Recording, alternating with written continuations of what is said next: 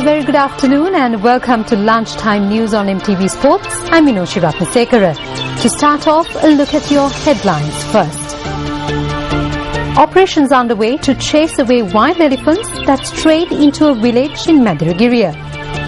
Chief Minister of the Northern Province C.V. Vigneshwaran takes oaths for his ministerial portfolio in the presence of the President. US Senate passes a bill to reopen the government and raise the federal debt limit.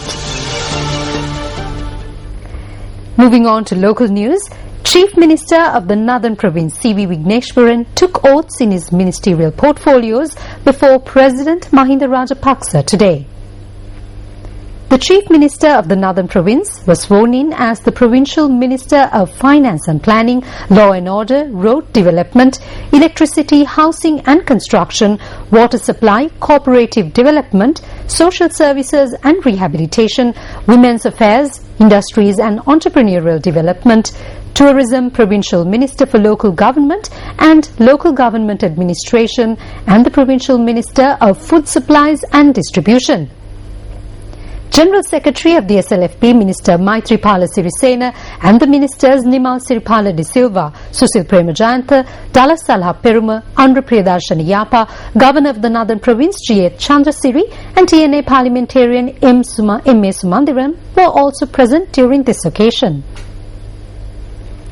Today marks the 16th day of the Commonwealth Rally. The rally organised by MTV-MBC Network is being held in collaboration with the Sri Lanka Youth and the Ministry of Mass Media and Information.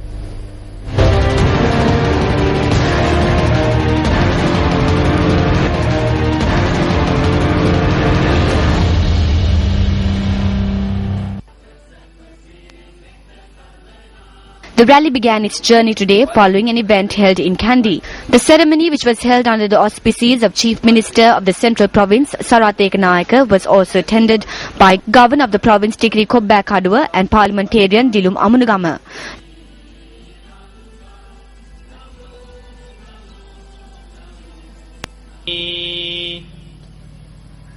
Tatyampi dhammang saranang and the widely spoken English language. The President of the Republic of Nauru is Mr. Bera Lanka. The flag of Nauru was hoisted on the main float of the rally by Chief Minister Sarath Ekanayake. Religious observances were held under the patronage of the Chief Incumbent of the Yatigala Rajamahavihara, Venerable Wathurakumbure Dhammaratna Thera.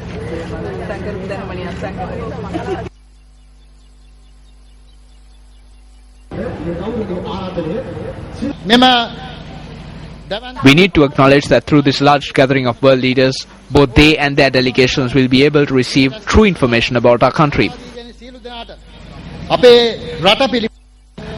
සත්‍ය තොරතුරු මනා අවබෝධයක් ලබා ගන්න පුළුවන් වෙනවයි කියන එක සඳහන් කරන්න ඕනේ. ආසියානු රටක වසර 23කට පස්සේ මේ සමුළුව පවත්වන්නේ. මේ සමුළුවේ වටිනාකම. This summit is being held in an Asian country after a lapse of 23 years. I thank the Maharaja organization for organizing such an event to raise awareness about the summit.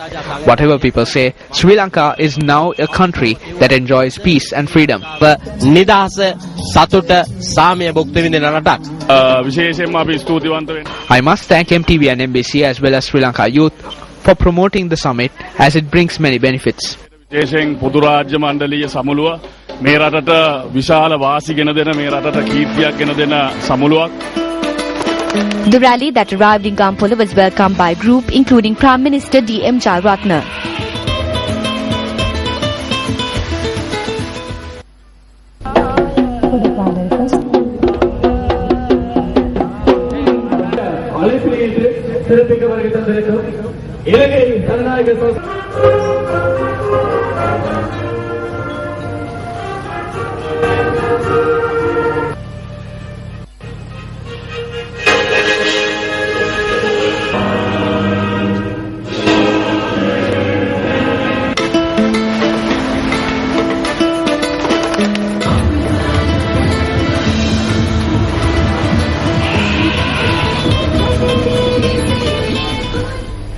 Parliamentarian Sunil Handurnethi states that politicians who work constantly with the people during elections cannot be approached after an election victory.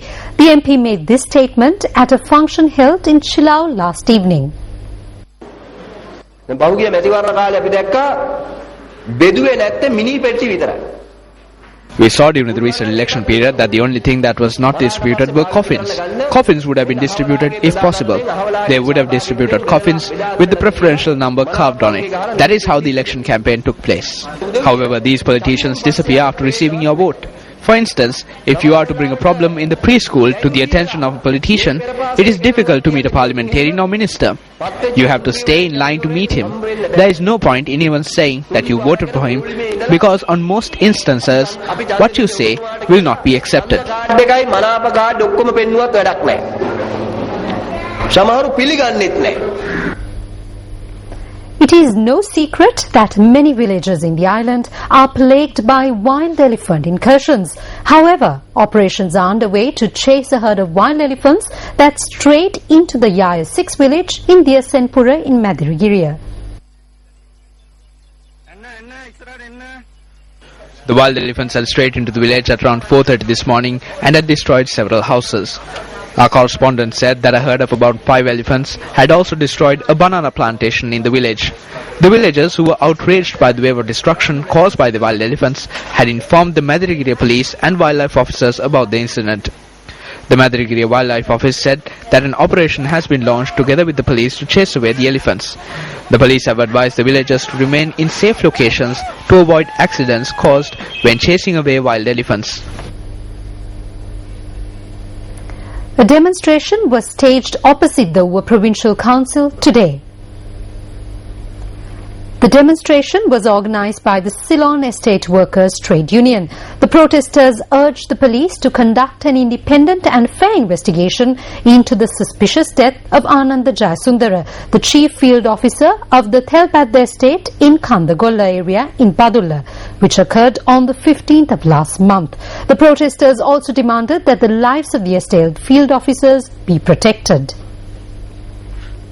The Ministry of Agriculture has begun distributing fertilizer necessary for paddy cultivation in the Maha season. Secretary to the Ministry of Agriculture W.A. Sakalasuri noted that the ministry expects 700,000 hectares of paddy land to be cultivated during the Maha season. The expected harvest is approximately 3 million metric tons. Sakalasuri also noted that steps will be taken to promote the cultivation of supplementary crops such as corn on around 100,000 hectares of farmland during the Maha season. The Secretary to the Ministry of Agriculture assured that steps are being taken to distribute the fertilizer necessary for supplementary crops, adding that discussions were held with the district secretaries of Anuradhapura and Putlam in this regard.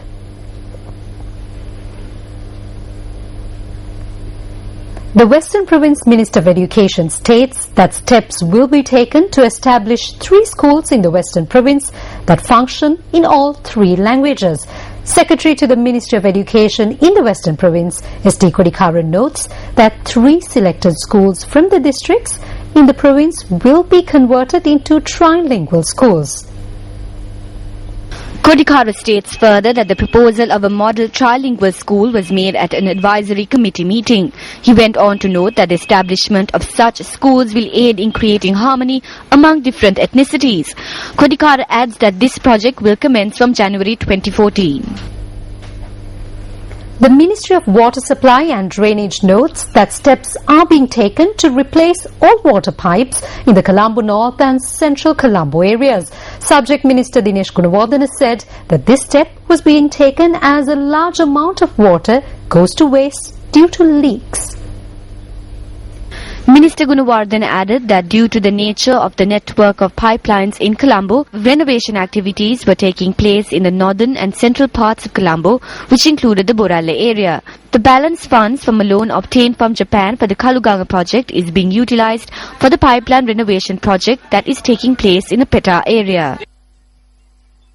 Thank you for watching. With that, we wrap up lunchtime news. I'm Minoshi Ratnasekara, News First.